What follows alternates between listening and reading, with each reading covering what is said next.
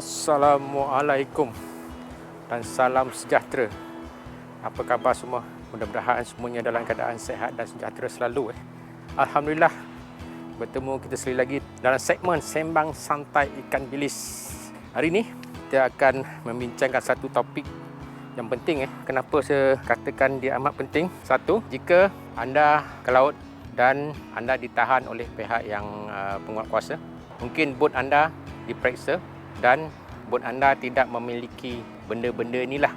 Benda-benda ni kalau tak ada, maksud dia paling senang nak ceritalah, kalau benda ni tak ada dalam bot, kalau anda ditahan oleh pihak berwajib, akan mendatangkan masalah pada anda.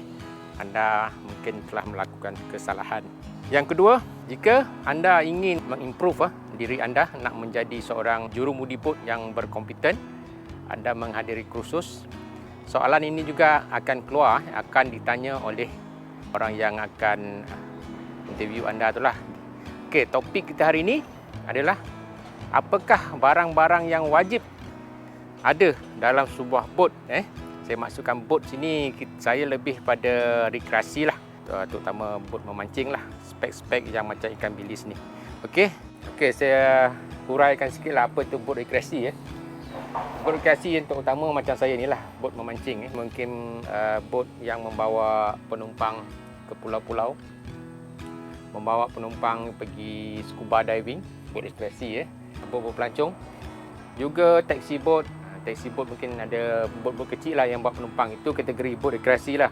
Okey, lagi satu bot yang bawa orang pergi tarik banana boat tu ke, banana boat di pantai tu, itu bot rekreasi. Okey, itu lebih kurang lah huraian itu apa itu bot rekreasi. Dia tertakluk pada Akta Ordinans Perkapalan Saudagar ataupun Merchant Ship Ordinance. Dengan nama saudagar tu pun takut juga kita, sebab kita bukan saudagar kapal, kita hanya bot rekreasi. Tapi kita tertakluk atas akta tu. Kalau ada akta saudagar, dia punya denda compound dia pun tinggi lah, takut tak mampu.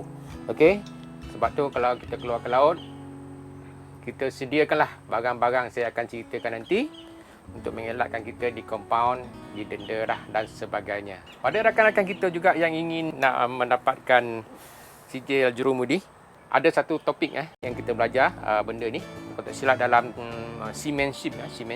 Okey, tanpa membuang masa, kita mulakan. Kita bongkarlah bot ikan bilis ni, apa yang ada dalam tu. Mudah-mudahan semuanya ada ikan bilis. So barang-barang yang wajib ada dalam bot ikan bilis ada dalam ni. Saya akan keluarkan satu persatu. Yang mana wajib, yang dulu mesti ada. Okey, anda tengok sendiri. Kita keluarkan satu dululah. Ni yang pertama. Buka satu-satu, tak boleh buka banyak. Jika kita naik motor, kita mesti ada topi keledar. Naik kereta, tali pinggang keledar kita mesti ada. Okey, di laut, bila anda datang maritim ke, ataupun yang lain-lain lah, polis marine ke, datang membuat pemeriksaan, anda tengah mancing-mancing, dia datang, yang pertama ditanya, inilah benda dia. Ni dia. Anda tahu ni, yang penting jaket keselamatan. Ini yang paling penting. Kita berada di laut, di bawah kita air. Inilah yang menyelamatkan kita. Semua benda akan tenggelam, kecuali yang boleh terapung lah. Ini yang mengapungkan kita ni. Anda ingat yang pertama, dia mesti cek jaket keselamatan. Ada dan berfungsi, whistle dia ada. Dia punya tali-tali ni semua ada. Jaket keselamatan ini mengikut kapasiti bot anda. Kalau ikan bilis, dia ada 4 je. Sebab saya jaranglah keluar ramai-ramai, maksimum 4 orang. Kalau bot penumpang, bawa orang ke pulau, 15 orang, 20 orang, mesti ada jaket keselamatan ni untuk 20 orang. Kalau ada kanak-kanak, anda perlu bawa jaket keselamatan untuk kanak-kanak. Life jacket ni dah masuk dalam kategori PFD, Personal Floating Device. Itu kita topik lain. Sentiasa dipakai, jangan duduk dalam peti. Nanti bila maritim sampai, dia mari, dia tanya mana jaket keselamatan, cakap dalam kotak macam ni. Dapatlah korang. Ada ketika dia kita wajib pakai. Tapi kalau ikut perundangan memang pakai sentiasa. Tapi cuaca Malaysia ni tak boleh. Kalau pakai hitam kan mana. Alright, settle lah. Yang pertama. Nombor 2. Apa lagi? Ni, donat ni. Ni nama dia pelampung keselamatan. At least mesti ada sebiji lah. Mesti ada sebiji sebutir ni yang ikat lah. Guna dia bila orang jatuh laut, man overboard, kita gunakan ni. Kita baling, ikat dengan tali, campak dia kat situ. orang tu boleh ambil ni. Bukan campakkan yang tu Nampak orang dekat laut, campakkan yang tu. Tak sempat orang tu nak pakai, dia dah tenggelam. Salah. Pelampung keselamatan ni kita ikat dengan tali Jangan pandai-pandai digantai pula sini. Digantai 3-4 rantai. Bila nak pakai kunci tak ada. Bukan untuk orang je. Kadang-kadang kita emergency. Yalah, kita tahu kan mengalami masalah, nak tenggelam ke, kita buka lah. Kita pakailah sendiri. Barang seterusnya apa? Siapa sini bila ke laut suka isap okok kat tangan? Isap okok abang kau isap okok. Kat laut, atas bot mungkin terjadi kebakaran. Jangan pandang mudah. Banyak bot terbakar. Terbakar satu sebab rokok, lighter kita tu lah. Masa kita nak isi minyak, sama ada gunakan hand pump ataupun gunakan pipe, kita tiup tong tu, ada percikan minyak, petrol isi minyak ke situ, kita rokok kat sini, kadang-kadang dia punya wap naik dia menyambar. Bila dah petrol satu tong dah kena sambar api, susah Bila api dah besar ni, orang cakap dia jadi lawan tu patah orang lah. Kita nak simbah dengan air pun, kalau ada petrol satu tong, tak boleh dah, dia akan terus naik. Sebab satu, rokok, lighter masih isi minyak, dan juga wiring kalau tak betul, wiring boat, walaupun saya buat wiring DC bateri direct current, bahaya juga sebab ada fuse protection fuse. Dia mean kalau kita ada short, dua negatif dengan positif, dia akan blowkan fuse. Kalau dia tak ada fuse, dia akan lama-lama kabel tu touching, kabel tu akan jadi panas kena pula dalam tu ada minyak, dia akan terbakar, hasilkan spark. Dan juga bot-bot yang menggunakan generator, ada shortage, hasilkan spark, kabel akan panas, akan jadi terbakar. Banyak terjadi Untuk mengelakkan kebakaran, kita mesti ada apa? Jeng jeng. Ni, alat pemadam api. Kata orang ni buat berat dalam bot tapi ini penting. Ini rasanya 10 kg kot.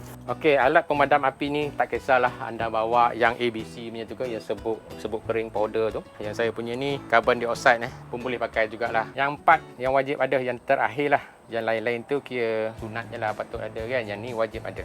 Yang nombor 4, di laut kadang-kadang kita mengalami kecederaan, tercucuk mata kail, disengat ikan, ataupun masa kita memotong umpan ke terkena pisau, pening kepala, ceret-ceret dan sebagainya. Di tengah laut tak ada klinik kita nak hantar klinik jauh, kena pula air surut nak balik macam mana? Takkan nak panggil maritim, susah juga kita kalau tak naklah susahkan orang. Kalau setakat biasa, bot anda harus ada ni benda dia. Peti pertolongan cemas. Mesti ada diperiksa nanti hang ada tak? Hang tunjukkanlah yang ni. Ada tuan, komplit. Alhamdulillah. Apa yang ada dalam ni? Barang-barang standard dia, bapak luka, glove, saya dah tambahkan Panadol ke tak silap. Yang apa benda ni? Basket perut ke, gunting semua. Ini antiseptik, krim, Dettol, baca kapak pun ada, pin dan sebagainya. Anda boleh tambahkan ubat-ubat anda juga kalau anda mengalami masalah kesihatan, standbykan dalam ni. Kadang-kadang terlupa, tertinggal, masukkan wal-wal dalam tu. Ubat jantung, darah tinggi, kencing manis, gout dan sebagainya. Standbykan dalam kotak ni. Inilah antara barang-barang yang wajib ada. Settle. Selain dari itu, kita nak juga bawa benda-benda yang lain yang patut kita bawa masa kita di laut. Sebab benda ni juga boleh membantu kita bila kita menghadapi kecemasan. Saya akan tunjukkan juga kalau rasa perlu bawa, anda bawalah. Kalau anda rasa tak perlu bawa, tak apalah. Tapi saya kongsikan saja apa yang saya bawa dalam bot ikan bilis untuk lebih confident dan secure lah bila di laut. Barang-barang ni tak ada dalam soalan tak ada ditanya pun, tapi anda bawa untuk keselamatan anda sendiri. Okey, apakah barang-barang tu? Saya tunjukkanlah apa yang ada. Okey, ni. Ini bukan kesalahan parang Ini bukan kita nak pergi menyamun orang tak. Sebab kita dalam turbok kita tu, turbok kita mancing tu ada pisau dengan gunting saja. Situasi di laut kadang-kadang amat berisiko Jangan ambil mudah. Apa guna parang ni? Kalau nak cakap mempertahankan diri pun boleh juga. Kita tak tahu di laut Kadang-kadang kita main di sempadan, kita tak tahu niat orang tengah laut. Kita ingat kawan, nak tahu dia datang nak menyamun kita ke, nak melanun ke. At least kita jelah untuk defend lah, untuk diri kita. Takkan nak pakai pancing. Bukan sebab tu je bila anda mancing, terutama di waktu malam kita terdedah dengan berbagai risiko Antara risikonya kita akan dilanggar oleh kapal, terutama pepelang ni kapal banyak bot lain. Paling berisiko bot pukat tunda Kadang-kadang bot pukat tunda lalu depan kita je Dia bot tu memang kita nampak bot, tapi yang belakang dia tu, dia punya pukat tu lebar Dia juga terkena bot kita terus, tapi selalu banyak terkena sauh lah. Sebab kita sauh dalam 100 meter depan, dia nunda kat depan, dia heretnya sekali kita punya sauh dengan dia punya pukat. Bila sauh kita ditarik oleh pukat, dia akan tarik juga bot kita. Masa itulah anda perlu mengeluarkan parang ni untuk memotong tali sauh. Anda tidak akan sempat untuk menaikkan sauh sebab sauh anda telah diheret oleh pukat tenda. Itulah guna parang. Tali sauh tu besar Kalau anda nak potong dengan pisau kontot tu, masa tu bot anda telah ditarik, tak akan sempat. Terus potong je. Jangan fikir sayangkan sawo, lebih sayangkan nyawa anda dan bot anda. Itulah gunanya parang. Kadang-kadang kalau waktu malam, kita selalu terlanggar jaring. Kita dah cuba elak lah. Kita dah tahu ada lampu jaring, dah nampak dah. Tapi ada jenis-jenis jaring tali dia timbul. Yang banyak ni dalam anak sungai lah. Bila terlanggar dia akan merentap, dia akan membelit pada kita punya propeller. Kalau terkena terlampau kuat, enjin akan mati, akan merosakkan propeller. Itulah antara kegunaan parang. Saya sentiasa ada, tapi jangan gunalah setakat ni. Lagi satu, kalau kita dapat ikan pari ke, ikan yang besar-besar, sengat yang panjang-panjang, pelaya tak ada, apa pun tak ada, gunakan parang lah, buang ekor itu. Kita takik ekor dia ke, nak buang ekor dia terus pun boleh. Okey, apa lagi? Okey, kita tak tahu walaupun enjin kita cantik, tapi kalau dia nak meragam, dia akan meragam. Kita mesti ada toolbox. Toolbox ni biasa saya mesti bawa. Benda-benda yang penting mesti ada. Panah mesti ada adjustable, ada yang besar, yang kecil.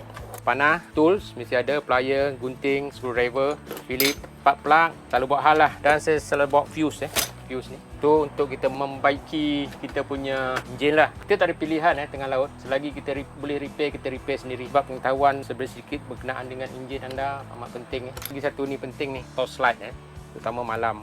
Jika anda tengah mancing, kelihatan sebuah bot datang pada anda dengan laju, mungkin dia tak perasan, gunakan ini suluh ke muka dia ataupun kita goyang-goyang macam ni untuk memberitahu dia yang anda ada depan.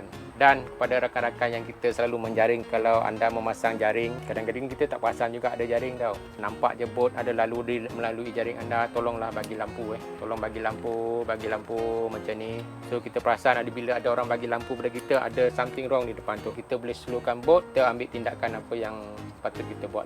Lagi satu, lampu suluh juga di tengah malam jika anda memerlukan bantuan, boleh digunakan sebagai isyarat. Ini bukan wajib. Anda nak bawa, anda bawa. Okay, apa lagi? Saya ada bawa air, bekalan air. Ini air ni saya tak usik air mineral. Ini memang untuk resen lah, cakap resen. Dan juga tak tahulah, jangan gelak Selain saya bawa air untuk standby, kita tak tahu kadang-kadang kita akan habisan minyak, akan mengalami kerosakan enjin, kita sawo putus, kita hanyut di tengah laut.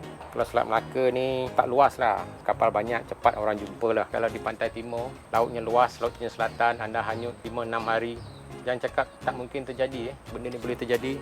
Ada bekalan air dan sedikit resen biskut-biskut lah. Okay, ini pun saya tak makan Ini memang reserve dalam bot. Sekali lagi, apa lagi? Baju hujan mesti ada. Kalau nak bawa sleeping bag pun boleh. Dapur yang kecil tu pun ada, tapi saya tak bawa, saya tak simpan. Saya tak nak simpan benda tu dalam bot, dia berkarat Macam ni pun fire extinguisher ni takut berkarat saya balut dengan wrapping dengan plastik tu. Mudah-mudahan faham. Walaupun boring dengan cerita ni, anda kena tahu tolong sebarkan video ni pada rakan-rakan anda. Walaupun tak seberapa saya terangkan, at least dapat sesuatu. Semasa kita keluar di laut, selain dari barang-barang yang tadi tu saya cerita, dalam bot semua ada. Jangan lupa untuk diri anda sendiri, anda harus membawa kad pengenalan anda Jangan lupa IC kita kena bawa. Di anda tengah laut, dicas juga sebagai pendatang asing pula nanti. Dan jika anda mempunyai lesen jurumudi, anda juga harus bawa yang mempunyai lesen lah. Kalau yang belum mempunyai lesen tak apa, next time ada rezeki anda ambil lah. Selain kad pengenalan, anda harus membawa lesen memandu bot. Jika ada lah, tak ada tak apa, tak ada masalah. Lambat-lambat buat. Kalau ada rezeki, ada masa, buat.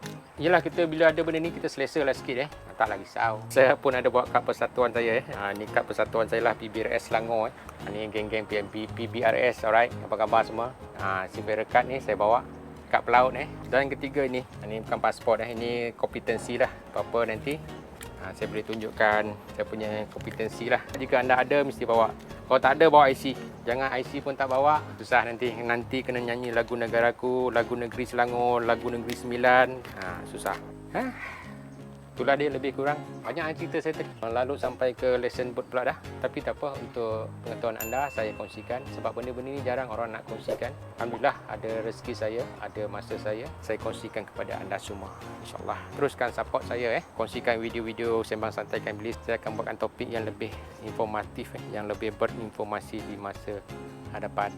Terima kasih yang telah menyokong dan memberi pandangan, komen dan sebagainya dalam segmen Sembang Santai Ikan Bilis ataupun segmen misi. Terlebih tu kurang, saya minta maaf. Tersalah, tersilap ataupun fakta dia lari sikit, anda boleh rujuk pada Jabatan Laut ke ataupun rakan-rakan kita yang lebih mahir.